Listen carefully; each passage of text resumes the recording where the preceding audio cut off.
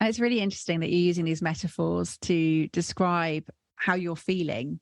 And you've got the nature metaphor. And I want to ask you about the bubbling. What is it that you see bubbling? As in, what is the container of what is bubbled?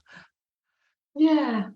So when I was thinking about this podcast with you, Amy, and thinking about, you know, using it as an opportunity to reflect for myself, and not prepare, I thought about, well, so what might bubble up in the conversation, and one of the things that came to my head was a model that I came across quite a long time ago now, but it's always stayed with me, and it's Johari's window, the Johari's window model.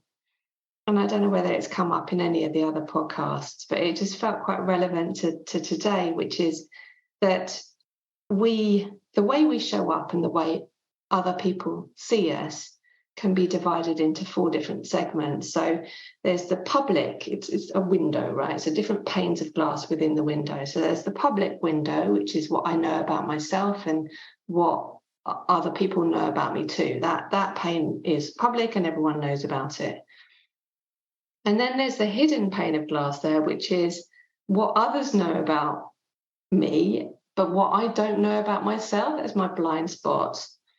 And then there's the private pane of window, which is what I know about myself, but what I keep hidden. And that pane has been, quite big at points in my life. And then the one where the bubbling up is, which is the unknown pane in the window, which is things about myself that I don't know yet, or I don't acknowledge yet, and that other people don't know yet either. It's that place of unknowing that only really becomes a reality when we give it the space.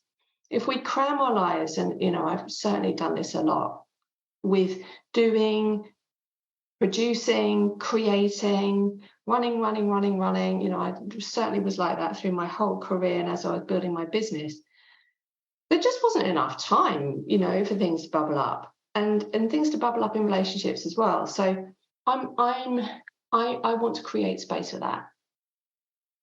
And as you were asking about it, I'm like, how and when does that happen? And for me, that happens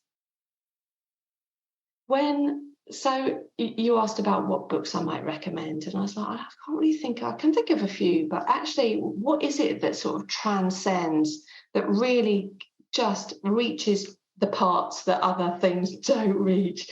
And for me, that's art, or that's creativity, or that's human expression. I went to a David Hockney exhibition. There's an immersive one in London at the moment, where you walk into a room and you can hear David Hockney's voice, the artist, and you can see his art all around you, above you, below, all around, 360.